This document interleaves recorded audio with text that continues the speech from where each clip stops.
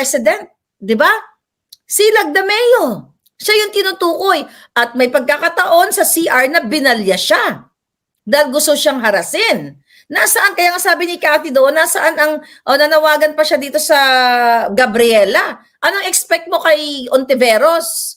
Si distressed mother nga sumulat sa kanya Dahil inabuso din to ng asawa at pakipagsabuatan si Lisa, hindi rin sinagot. Kaya sabi ko kay Cathy, wala kang maasahan sa mga jutang genemis sa gobyerno ngayon dahil lahat yan ay hawak ni Bangag. Diba? Ngayon, mga pabalangga, ano ang natutunan nyo sa chikang boom boom na yon? Okay?